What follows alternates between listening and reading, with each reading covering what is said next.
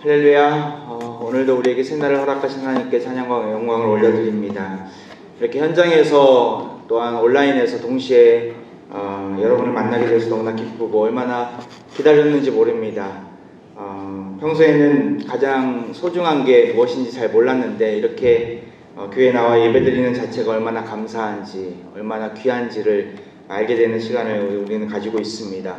자유롭게 마스크를 벗고 하나님께 찬양하고 또한 이렇게 기도하고 싶지만 절제가 필요한 시기입니다. 앞으로 우리 화평교회는 현장 예배와 온라인 예배를 병행할 것입니다. 우리 정부의 지침을 잘 준수하고 또 새벽에 본당에서 나오신 분들은 우리 만나는 우리 교육자들도 안내하는 교육자들에게 적극 협조해 주시면 감사드리겠습니다.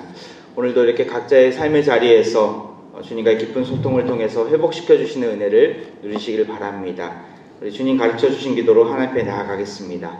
하늘에 계신 우리 아버지여, 이름이 거룩히 여김을 받으시오며 나라의 임하옵시며 뜻이 하늘에서 이룬 것 같이 땅에서도 이루어지이다. 오늘날 우리에게 일용할 양식을 주옵시고 우리가 우리에게 죄 지은 자를 사하여 준 것 같이 우리 죄를 사하여 주옵시고 우리를 시험에 들게 하지 마옵시고 다만 악에서 구하옵소서. 대개 나라와 권세와 영광이 아버지께 영원히 있사옵나이다. 아멘. 찬송가 455장 함께 찬양합니다. 찬송가 455장입니다.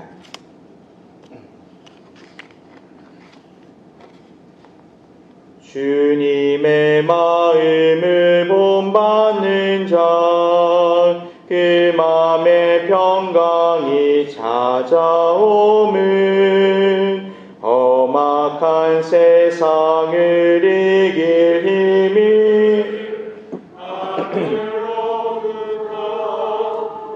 임함이로다. 주님의 마음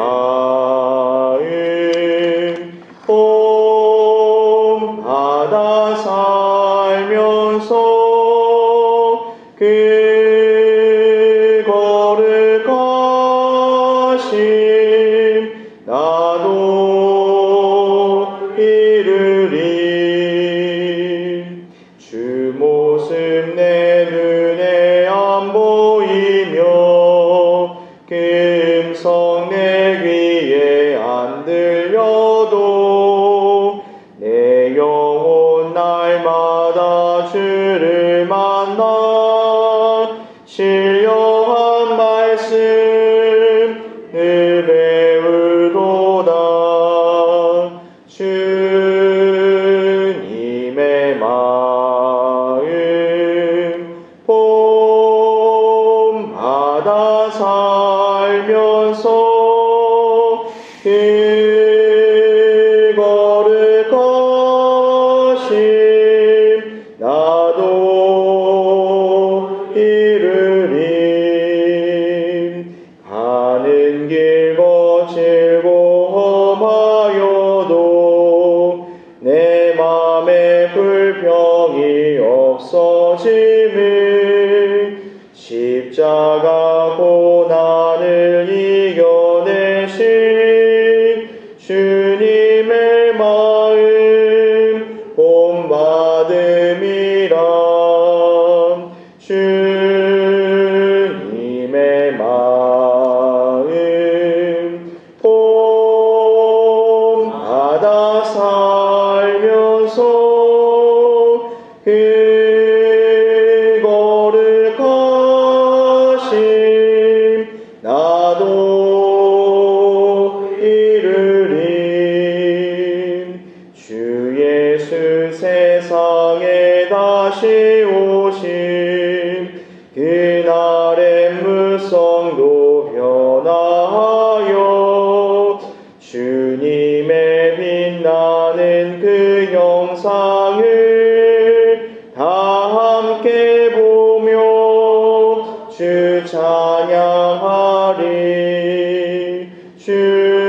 주님의 마음 본받아 살면서 그거를 가심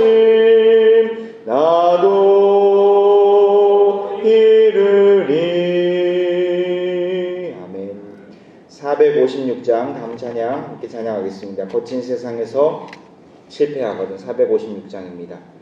거친 세상에서 실패하거든 그 손 못 자극만져라. 고된 일 하다가 힘을 얻으리 그 손 못 자극만져라. 그 손 못 자극만져라. 그 손 못 자극만져라. 주가 널 지키며 인도하시리. 그 손 못 자극만져라. 내가 어둠 속을 걸어갈 때에 그 손 못 자극만져라. 주가 참 평안을 내게 주시리. 그 손 못 자극만져라. 그 손 못 자극만져라. 그 손 못 자극만져라. 주가 널 지키며 인도하시리. 그 손 못 자극만져라. 내가 부활의 주 따라가려면 그 손 못 자극만져라. 내가 주 안에서 길이 살리라. 그 손 못 자극만져라. 그 손 못 자극만져라. 그 손 못 자극만져라. 주가 널 지키며 인도하시리. 그 손 못 자극만져라. 너의 죄악의 짐 무거울 때에 그 손 못 자극만져라. 마음문 열고서 주를 모셔라. 그 손 못 자극만져라. 그 손 못 자극만져라. 그 손 못 자극만져라. 주가 널 지키며 인도하시리. 그 손 못 자극만져라. 아멘. 오늘 주신 하나님 말씀은 마태복음입니다. 마태복음 21장 1절부터 11절까지의 말씀 제가 봉독해 올리겠습니다. 마태복음 21장 1절부터 11절까지 말씀 제가 봉독하겠습니다. 그들이 예루살렘에 가까이 가서 감람산 벳바게에 이르렀을 때에 예수께서 두 제자를 보내시며 이르시되 너희는 맞은편 마을로 가라. 그리하면 곧 매인 나귀와 나귀 새끼가 함께 있는 것을 보리니 풀어 내게로 끌어오라. 만일 누가 무슨 말을 하거든 주가 쓰시겠다 하라. 그리하면 즉시 보내리라 하시니 이는 선지자를 통하여 하신 말씀을 이루려 하심이라. 일렀으되 시온 딸에게 이르기를 내 왕이 내게 임하나니 그는 겸손하여 나귀 곧 멍에 매는 짐승의 새끼를 탔도다 하라 하였느니라. 제자들이 가서 예수께서 명하신 대로 하여 나귀와 나귀 새끼를 끌고 와서 자기들의 겉옷을 그 위에 얹음에 예수께서 그 위에 타시니 무리의 대다수는 그들의 겉옷을 길에 펴고 다른 이들은 나뭇가지를 베어 길에 펴고 앞에서 가고 뒤에서 따르는 무리가 소리 높여 이르되 호산나 다윗의 자손이여 찬송하리로다. 주의 이름으로 오시는 이여 가장 높은 곳에서 호산나 하더라. 예수께서 예루살렘에 들어가시니 온 성이 소동하여 이르되 이는 누구냐 하거늘 무리가 이르되 갈릴리 나사렛에서 나온 선지자 예수라 하니라. 아멘. 송나라 원숭이를 좋아하면서 송나라에서 원숭이를 좋아하면서 키우는 저공이라는 인물이 있었습니다. 그는 원숭이의 수가 늘어남에 따라서 원숭이의 먹이인 그 도토리를 주는 것이 너무나 이렇게 힘들었습니다. 구하는 것이 쉽지 않았습니다. 이에 저공은 원숭이들을 모아놓고 이렇게 말을 합니다. 이제부터는 도토리를 아침에 3개, 저녁에 4개를 주겠다. 그러니까 원숭이들이 난리가 난 거예요. 아니 그렇게 적은 수만 주면 어떻겠냐고 모두 반발하면서 나섰습니다. 그러자 저공은 할 수 없다는 듯이 그러면 아침에 4개, 저녁에 3개를 주겠다고 하니까 원숭이들이 너무나 좋아하는 거예요. 그제서야 고개를 끄덕였다라고 합니다. 조삼모사라는 그 한자 성어의 유래의 이야기입니다. 눈에 앞에 보이는 차이만 알고 같은 것을 모르는 어리석은 상황을 비유할 때 쓰는 단어이기도 합니다. 사람들은 보이는 것에 초점을 맞춥니다. 보이는 것에 좋아하고 또한 자신들의 마음에 들지 않으면 그것이 결과가 어떻게 나타나더라도 관심이 없고 정작 중요한 것을 잘 알지 못함에도 보이는 것에만 초점을 맞춥니다. 자신들의 기준에 따라서 본질을 놓쳐버리고 유익이 되느냐 안 되느냐, 돈이 되느냐 안 되느냐에만 초점을 맞추고 있습니다. 그들의 관심과 평가가 달라집니다.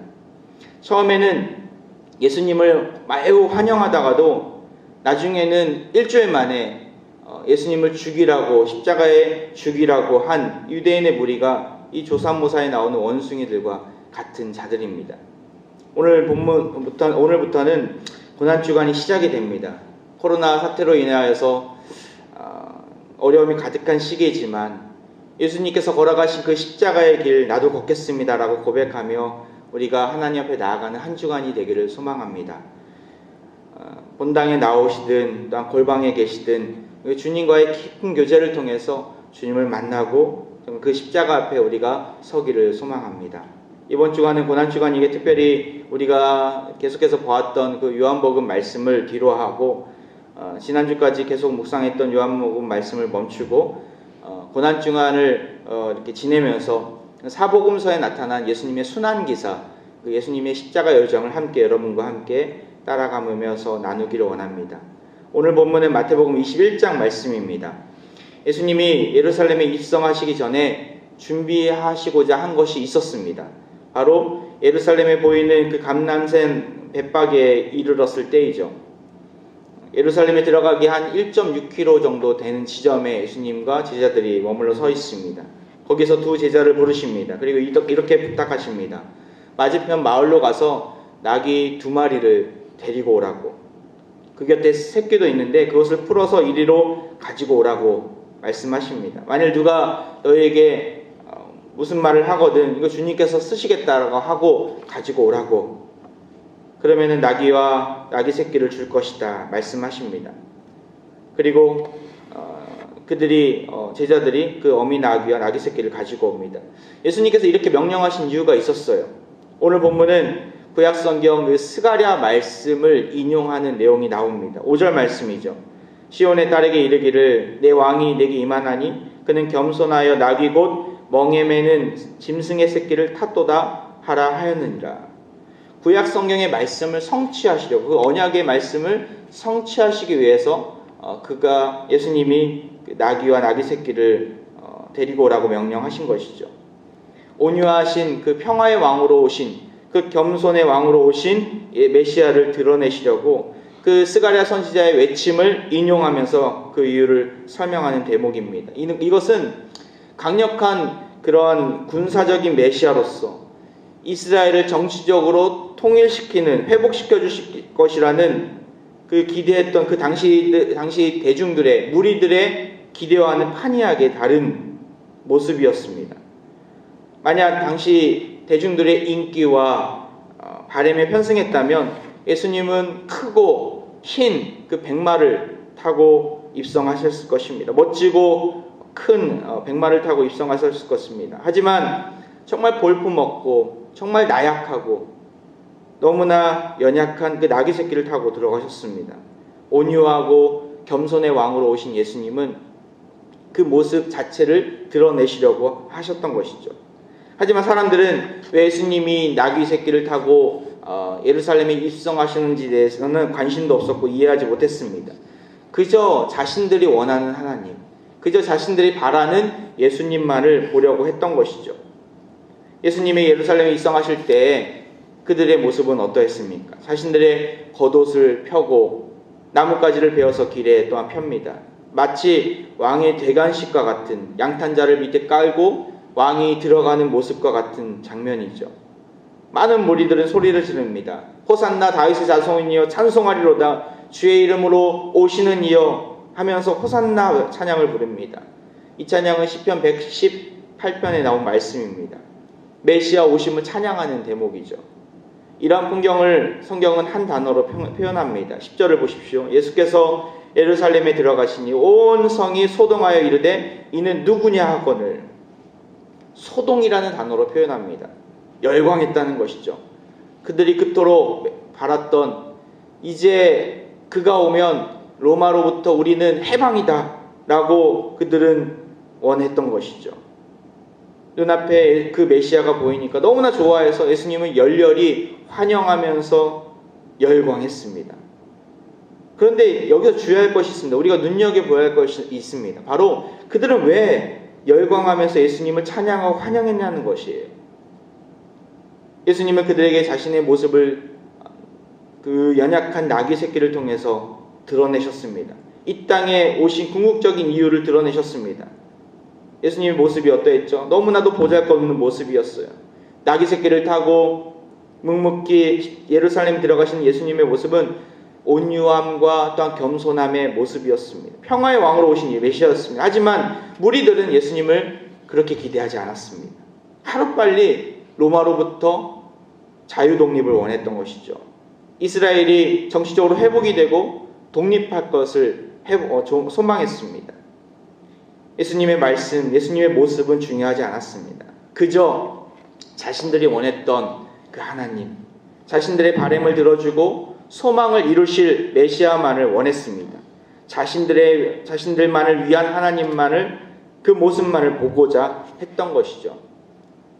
주님은 수없이도 많은 말씀을 통해서 또한 예루살렘에 들어가는 그 모습을 통해서도 왜 오셨는지를 말씀하십니다. 나귀를 타는 모습을 통해서 하나님의 아들로서 이 땅에 하나님 나라를 선포하시려, 그리고 평화의 왕으로 오신다는 것을, 또한 죄와 사망이 갇힌 우리를 자유케 하시러 오셨음에도, 그것을 알려주셨음에도 그것은 그들에게 안중에도 없었던 일입니다. 단지 자신들의 먹고 사는 문제를 해결하려고 눈앞에 보이는 독립이 이루어질 것을, 그것만을 구하면서 예수님을 바랬던 것이죠. 자신들의 탐욕과 죄악이 얼마나 큰지, 얼마나 연약한 자들인지, 그 모든 고통의 원인이 죄에 있음을 그들은 깨닫지 못했습니다. 거룩한 삶을 살고 하나님 나라를 소망하는 일을 그들은 바라야 됨에도 불구하고 그것이 얼마나 중요한지는 안중에도 없었습니다. 그렇기 때문에 예수님이 힘없이 십자가의 길을 가고 있으니까 그들은 자신의 목적을 이룰 수 없다고 판단하고 예수님을 십자가에 매다는 일에 앞장서게 됩니다.